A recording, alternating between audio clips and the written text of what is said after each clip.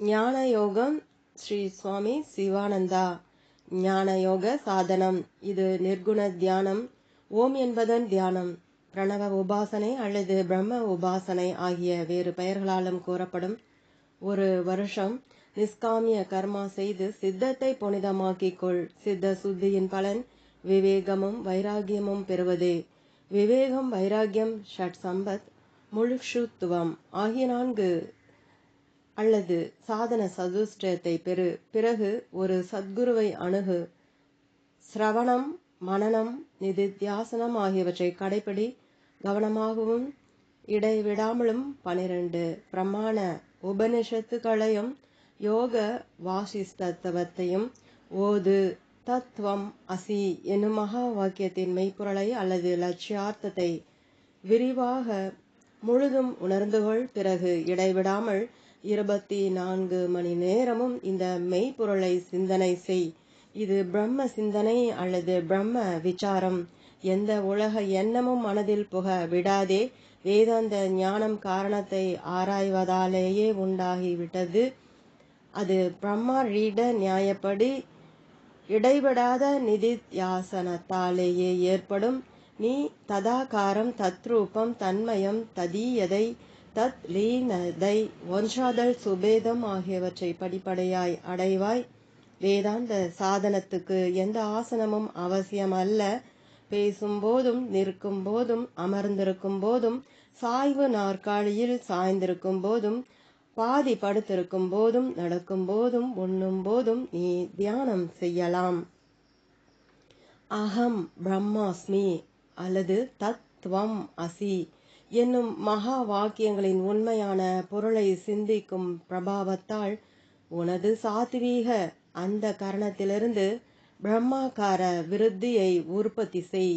நீ எல்லையற்றவன் என்று உணர முயற்சி செய்யும் போது இந்த பிரம்மாகார விருத்தி உண்டாகிறது. இவ்விருத்தி அவித்தியை அழித்து பிரம்ம ஞானத்தை உண்டாக்கி தேத்தாங்கொட்டை நீரிலுள்ள அழுக்கை போக்கி அவ்வழுக்கோடும் மண்ணோடும் தானும் அடியில் தங்கி விடுவது போல தானும் கடைசியில் அழிந்து விடுகிறது.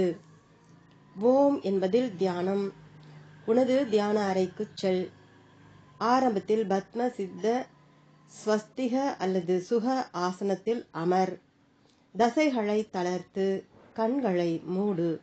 இரு புருவங்களுக்கு மத்தியிலுள்ள இடமாகிய திரிகூடியில் உன் பார்வையை ஏகாக்கிரப்படுத்து. பிரம்ம பாவனையோடு மனதுக்குள் ஓம் என்று திரும்ப திரும்ப கூறு. இந்த பாவனை மிக மிக இன்றியமையாதது. வெளி மனதை அடக்கு. பின்வருமாறு திருப்பி திருப்பி சொல்லிக்கொண்டு இடைவிடாமல் உணர்ச்சிக்கொள். எங்கும் பரந்த ஒலி சமுத்திரமே நான். ஓம் ஓம் ஓம். எல்லையற்ற வஸ்து நான். ஓம் ஓம் ஓம். எங்கும் பரந்த எல்லையற்ற ஒளியே நான். ஓம் ஓம் ஓம். வியாபக பரிபூர்ண ஜோதிர்மய பிரம்மமே நான். ஓம் ஓம் ஓம். சர்வ சக்தியுள்ளவன் நான். ஓம் ஓம் ஓம். சர்வஜன் நான். ஓம் ஓம் ஓம். பரமானந்தம் நான். ஓம் ஓம் ஓம். சச்சிதானந்தம் நான். ஓம் ஓம் ஓம். சர்வ பரிசுத்தம் நான். ஓம் ஓம் ஓம். சர்வ மகிமை நான். ஓம் ஓம் ஓம். எல்லா உபாதிகளும் அழிந்துவிடும். இருதய கிரந்திகள் முடிச்சுகள் அறுக்கப்படும். மெல்லிய திரை ஆவரணம் கிழிக்கப்படும். சந்தேகமின்றி நீ சச்சிதானந்த நிலையில் அமர்வாய். நீ உயர்ந்த ஞானம், உயர்ந்த ஆனந்தம், உயர்ந்த சித்தி, வாழ்க்கையின் உயர்ந்த முடிவு ஆகியவற்றை அடைந்திடுவாய். பிரம்மவித் பிரம்மைவ பவதி. நீ சுத்த சச்சிதானந்த வியாபக பரிபூர்ண பிரம்மமாவாய். நாஸ்தி அத்ர சம்சய. இங்கு அதை பற்றி ஐயமே இல்லை. ஆத்ம தரிசனத்தில் கஷ்டம் என்பதே இல்லை. ஜனகராஜனை போல் கண் இமைக்கும் நேரத்தில், விரல்களுக்கிடையில் ஒரு பூவை கசக்கும் நேரத்தில், அல்லது ஒரு பானை மீது ஒரு தானியத்தை போட்டு உருண்டு விழும் நேரத்தில் ஆத்ம ஞானத்தை அடையலாம். ஊக்கமாக இடைவிடாமல் ஆழ்ந்த அபியாசத்தை நீ செய்தல் வேண்டும். 2-3 ஆண்டுகளில் நீ வெற்றியடைந்தே தீருவாய். தற்காலத்தில் பேசும் பிரம்மங்கள் ஏராளமாயிருக்கின்றனர். அலங்கார பேச்சினாலும் சொல் மாறி மொழி பொழிவதாலும் ஒரு மனிதன் பிரம்மமாகிவிட மாட்டான். இடைவிடாத ஆழ்ந்த ஊக்கமல்ல சாதனம் மட்டுமே ஒரு மனிதனுக்கு நேரான அபரோக்ஷ பிரம்ம ஞான சித்தியை ஸ்வானாபவம் அல்லது சாட்சாத்காரம் அளிக்கும். அந்நிலையில் அவன் திடமான வெள்ளை சுவரை பார்ப்பது போலும், தனக்கு பின்னுள்ள மேஜையை தொட்டு உணர்வது போலும் திடமான பிரம்மத்தை காணக்கூடும். தத்துவம் அசி மகா வாக்கியம். உத்தாளக முனிவர் தம் குமாரன் ஸ்வேத கேதுவுக்கு தத்துவம் அசி மகா வாக்கியத்தின் தத்துவார்த்தத்தை 9 முறை உபதேசித்தார். இது சாந்தோக்கிய உபனிஷத் அத்தியாயம் 6 பகுதி 7 வருகிறது. உபனிஷத்தில் உள்ள இச்சிறந்த மகா வாக்கியத்தின் சரியான தத்துவார்த்தத்தை தியானிப்பதால் ஜீவாத்மா பரமாத்மா அபேதம் உணர்ந்து அனுபவப்படும். சப்தத்துக்கும் அதன் அர்த்தத்துக்கும் உள்ள சம்பந்தம் சப்தத்தின் விருத்தியாகும்.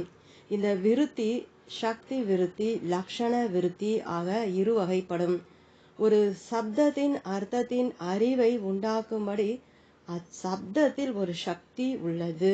ஒரு சப்தத்துக்கும் அதன் அர்த்தத்துக்கும் இடையில் உள்ள சம்பந்தம் அதன் சக்தி விருத்தியின் மூலம் அறியும் அர்த்தத்தின் மூலம் சப்தத்துக்கும் அதன் அர்த்தத்துக்கும் உள்ள பரம்பரை சம்பந்தம் அச்சப்தத்தின் லட்சண விருத்தியாகும். சக்தி விருத்தியின் மூலம் அறியப்படும் அர்த்தம் சப்தத்தின் வாஷ்யார்த்தமாகும். லட்சண விருத்தி மூலம் உணரப்படும் அர்த்தம் அசப்தத்தின் லட்சியார்த்தம் ஆகும். 3 விதமான சம்பந்தங்கள் இருக்கின்றன. அவைகளான: 1. சமானாதிகாரண்ய, இரு பெயரொட்டு அல்லது ஒரே அடிப்படையுள்ள 2 சொற்களின் சம்பந்தம். 2. விசேஷண விசேஷய, அல்லது ஒன்றுக்கொன்று அடைமொழியாய் வந்து ஒரு பொது விஷயத்தை குறிக்கும் 2 சொற்களுக்கிடையில் உள்ள சம்பந்தம். லட்சிய லட்சண பாவம் பொருள்படுவது அல்லது 2 சொற்களுக்கிடையிலும் அவைகளால் குறிக்கப்படும் அபேத வஸ்துவுக்கும் உள்ள சம்பந்தம். இங்கு பிரம்மம். சமானாதி காரண்யம் என்பது ஒரே அடிப்படையுள்ள 2 சொற்களுக்கிடையில் உள்ள சம்பந்தம். உதாரணமாக, இதுவே அந்த தேவதத்தன் என்னும் வாக்கியத்தை எடுத்துக்கொள்வோம். அந்த என்னும் சொல் இறந்த காலத்தில் சம்பந்தப்பட்ட தேவதத்தனை காட்டுகிறது. இதுவே என்பது நிகழ்காலத்தில் சம்பந்தப்பட்ட தேவதத்தனை காட்டுகிறது. இரண்டும் தேவதத்தன் எனப்படும் ஒரே மனிதனை குறிக்கின்றன. அதேபோல் நீ அதுவாய் இருக்கிறாய் தத்துவம் அசி என்னும் வாக்கியத்தில் அது தூரத்தில் இருப்பதை அறிவதை காட்டுகிறது. நீ என்பது அருகில் இருப்பதை அறிவதை காட்டுகிறது. இரண்டும் ஒரே சைத்தன்யத்தை, அதாவது பிரம்மத்தை குறிக்கின்றன. இரண்டாவது சம்பந்தம் விசேஷண விசேஷ்ய பாவம். இதுவே அந்த தேவதத்தன் என்னும் வாக்கியத்தில் அந்த என்பது முன்பு பார்த்த மனிதன் என்ற இறந்த காலத்து மனோபாவமாகும். அவை வெவ்வேறு எண்ணங்கள் ஆயினும் அவை ஒன்றோடொன்று விசேஷமாக சேர்ந்து ஒரே பொது வஸ்துவை சுட்டி காட்டுகின்றன.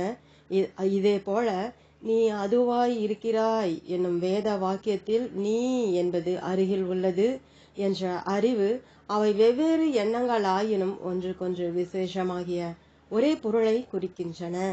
மூன்றாவது சம்பந்தம் லட்சிய லட்சண பாவம். இதுவே அந்த தேவதத்தன் என்னும் வாக்கியத்தில் இதுவே என்பது ஒரு குறிப்பிட்ட இடத்தில் ஒரு குறிப்பிட்ட காலத்தில் பார்க்கப்படுகிறவன். அந்த என்பதில் வேறொரு இடத்தில் வேறொரு உடையில் வேறொரு காலத்தில் பார்க்கப்பட்டவன் என்பதாம். இவை இரண்டும் முழுதும் ஒன்று என்று கொள்ள முடியாது. ஆகவே அவற்றை சமமாக்கும்படி நாம் நிலையற்ற விசேஷணங்களை நீக்கிவிட்டு அந்த மாறுபாடுள்ள விசேஷணங்களையுள்ள மனிதனின் அபேதத்தை நோக்க வேண்டும். அதேபோல் நீ அதுவாய் இருக்கிறாய் தத்துவம் அசி என்னும் வேத வாக்கியத்தில் எல்லாம் உணர்ந்த வெளிப்படையாக தெரியாத ஆத்மாவாகிய அதை சிற்றறிவுள்ள வெளிப்படையாக தெரியும் ஜீவனாகிய நீயோடு சமானப்படுத்தும் போது எல்லாம் உணர்தல் சிற்றறிவு முதலிய அதுவோடும் நீயோடும் முறையே வழங்கும் அடைமொழிகளை நீக்கிவிட்டு இரண்டுக்கும் பொதுவான சுத்த சைத்தன்யத்தை மட்டும் எடுத்துக்கொள்ள வேண்டும். அது நீ என்னும் சொற்கள் வேறு வேறு மனோபாவங்களை குறித்த போதிலும் அவை அடிப்படையான மெய்ப்பொருள் அல்லது ஒரே சைத்தன்யத்தை குறிப்பதாகவே கொள்ள வேண்டும். லட்சணங்கள் 3 விதம். 1. ஜஹ லட்சணம். இதில் ஒரு வாக்கியத்தின் நேர் அர்த்தம் முழுதும் கைவிடப்பட்டு மறைமுகமான அர்த்தம் கொள்ளப்படுகிறது. உதாரணமாக, கங்காய் ராம் கோஷா, கிராமம் கங்கையின் மீது இருக்கிறது, கிராமம் கங்கை மீது இருக்கிறது எனும் நேர் பொருள் கைவிடப்பட்டு கங்கைக்கு அருகில் என்னும் மறைமுகமான பொருள் கொள்ளப்படுகிறது. கங்கை மீது எந்த கிராமமும் இருக்க முடியாது, கங்கையின் அருகில்தான் இருக்க முடியும். தத்துவம் அசி மகா வாக்கியத்தை விளக்க இந்த லட்சணம் ஏற்றதல்ல. ஏனெனில் துவம் பாதத்தின் லட்சியார்த்தமாகிய கூடஸ்த சைத்தன்யத்தை விட்டுவிட்டால் சாதகனுக்கு சொரூபம் இல்லை. 2. அஜக லட்சணம். இதில் ஒரு வாக்கியத்தின் நேர்பொருள் விடப்படாமல் விரிவாக்கப்படுகிறது. உதாரணமாக, சிவப்பு ஓடுகிறது. இங்கே குதிரை என்னும் சொல்லை சேர்த்து சிவப்பு குதிரை ஓடுகிறது என்று நாம் உணர வேண்டும். ஏனெனில் சிவப்பு என்பது குணம், அது ஓட முடியாது. இந்த லட்சணமும் தத்துவம் அசி மகா வாக்கியத்தில் ஜீவ பிரம்ம அபேதத்தை விளக்குவதற்கு ஏற்றதல்ல. 3. ஜஹத ஜஹ லட்சணம். இது பாகாதியாக லட்சணம் என்றும் கூறப்படும். இதில் ஒரு வாக்கியத்தின் நேர்பொருளில் ஒரு பகுதி விடப்பட்டு மற்றொரு பகுதி நிறுத்தி கொள்ளப்படுகிறது. உதாரணமாக, இதுவே அந்த தேவதத்தன் என்பதில் கால தேசங்களை பற்றிய தொடர்புகள் விடப்பட்டு தேவதத்தன் என்ற மனிதன் மட்டும் நிறுத்தி கொள்ளப்படுகிறான். இதேபோல் நீயே அதுவாய் இருக்கிறாய் என்றும் பெரும் பழமொழியில் தூரம், அருகாமை, சர்வகிருத்துவம், கிஞ்சித்ருவத்துவம் முதலிய அதையும் நீயையும் குறிக்கும் முரண்பாடான அடைமொழிகள் விடப்பட்டு இரண்டுக்கும் பொதுவான சுத்த சைத்தன்யம் அல்லது பிரம்மம் நிறுத்தி கொள்ளப்படுகிறது. இந்த லட்சணத்தை உபயோகிப்பதால் தான் இவ்வேத வாக்கியத்தின் மெய்ப்பொருள் பெறப்படுகிறது. இந்த லட்சணத்தை கையாள்வதால் ஜீவ பிரம்ம அபேதம் விளக்கப்படுகிறது. அது நீயே அல்லது நீ அதுவே என்னும் வேத வாக்கியத்தில் அது என்னும் சொல்லின் நேர்பொருள் மாயையும் அதில் பிரதிபலித்த பிரம்மமும் அவற்றோடு மாயையின் அடிப்படையாகிய சுத்த பிரம்மமும் என்பதாம். நீ என்னும் சொல்லின் நேர்பொருள் அவித்தியையும் அதில் பிரதிபலித்துள்ள ஆத்மாவும் அவித்தியின் அடிப்படையான கூடஸ்தனும் என்பதாம். அது என்னும் சொல்லின் மெய்ப்பொருள் அல்லது கூடார்த்தம் சுத்தமான பிரம்மம் என்பதே. நீ என்பதன் மெய்ப்பொருள் அல்லது கூடார்த்தம் கூடஸ்தன் என்பது மாயை அவித்யை ஆகிய முரண்பாடான அடைமொழிகள் நீக்கப்பட்டு சத் சித் ஆனந்தம் என்றும் இயல்புடைய கூடஸ்தன் சத் சித் ஆனந்தமே இயல்பாயுடைய சுத்த பிரம்மத்தோடு ஒன்றுபடுத்தப்பட வேண்டியதாகிறது. நேர்முகமான சகஜ ஞானத்தால் இந்த அபேதத்தை உணர்பவன் மோட்சத்தை அடைகிறான். அவன் ஜீவன் முக்தன். இதுவே உபனிஷத்துக்களின் திடமான ஒரு மனப்பட்ட கூற்று. அசித்தியையும் அதன் பின்னுள்ள சைத்தன்யமும் அதிஷ்டான சைத்தன்யம் அல்லது கூடஸ்தன் அபஞ்சீகிருத பூத்தங்களின் சேர்க்கையான தனித்தனி சூட்சும சரீரமும் அதில் பிரதிபலிக்கும் ஞானமும் சிதாபாசனின் தர்மங்களான சிற்றறிவு, சிறுசக்தி, கர்த்திருத்துவ போக திருத்துவங்கள் ஆகியவும் ஜீவனுடைய சொரூபமாகின்றன. தத் ஒரு பாதம், தொம் இன்னொரு பாதம், அசி 3வது பாதம். அசி பாதம் ஜீவ பிரம்ம ஐக்கியத்தை காட்டுகிறது. தொம் பாதத்தின் சப்தார்த்தம் வாச்சியார்த்தம் ஜீவனாகும். தொம் பாதத்தின் உட்பொருள் அல்லது லட்சியார்த்தம் கூடஸ்த பிரம்மமாகும். மாயையும் அதன் அதிஷ்டானமும் சைத்தன்யம் அதாவது சுத்த பிரம்மம். எல்லா சூட்சும சரீரங்களின் தொகுப்பும் சூட்சும பூத்தங்களின் அபஞ்சீகிருத சேர்க்கையும் அதில் பிரதிபலித்த ஈஸ்வரன் அந்த ஈஸ்வரனின் தர்மமாகிய சர்வநிருத்துவமும் சர்வ சக்சித்துவமும் ஆகிய ஈஸ்வரனின் சொரூபமாகின்றன. தத்பாதத்தின் சப்தார்த்தம் வாஷ்யார்த்தம் ஈஸ்வரன் தத்பாதத்தின் உட்பொருள் லட்சார்த்தம் சுத்த பிரம்மமாகும். அசிபாதத்தின் ஸ்வரூபம் கூடஸ்தனே பிரம்மம், பிரம்மமே கூடஸ்தன் என்னும் அறிவே கர்ம உபாதியுள்ளவன் ஈஸ்வரன், காரிய உபாதியுள்ளவன் ஜீவன். குட ஆகாசமும் வீட்டு ஆகாசமும் குடம் வீடு என்ற உபாதிகள் காரணமாக வேறுபட்ட போதிலும் ஆகாசம் ஒன்றே. மண் பாத்திரம் கண்ணாடி பாத்திரம் ஆகிய வெவ்வேறு பாத்திரங்களில் திரி எறிந்த போதிலும் வெளிச்சம் ஒன்றே. அரசனுக்கு சேனையும் ஆட்டிடையனுக்கு ஆடுகளும் இருந்த போதிலும் இருவரும் மனித குலத்தை சேர்ந்தவர்களானதால் ஒன்றே. பித்தளை குடத்தில் உள்ள கங்கையும் பானையில் உள்ள கங்கையும் பாத்திரங்கள் வெவ்வேறான போதிலும் ஒன்றே. சமுத்திரமும் நீர்த்துளியும் அளவில் வேறுபட்டாலும் தண்ணீர் என்ற திருஷ்டி கோணத்தில் பார்க்கின் ஒன்றே. ஒரே மனிதன் அவனது தந்தைக்கு மகனாயும் பாட்டனுக்கு பேரனாயும் தந்தை பாட்டன் என்ற உபாதிகள் வேறுபட்டாலும் மனிதன் ஒருவனே. இவற்றைப் போலவே ஈஸ்வரன் ஜீவன் ஆகிய இருவரிலும் சுத்த சைத்தன்யம் ஒன்றேயானதால் மாயமான உபாதியையும் தர்மங்களையும் நீக்கிவிட்டால் பிரம்மத்துடன் அபேதமே. ஆகவே நான் பிரம்மம், பிரம்மமே நான் என்று உறுதியான தீர்மானம் கொண்டு இடைவிடாத ஆழ்ந்த தியானத்தால் இதில் சித்தி பெற வேண்டும். இதனால் எல்லா துக்கங்களும் முடிவடைந்து நீ பரமானந்தத்தையும் ஜனன மரணங்களிலிருந்து நிவர்த்தியையும் அடைந்திடுவாய். ஓம். தொடரும்.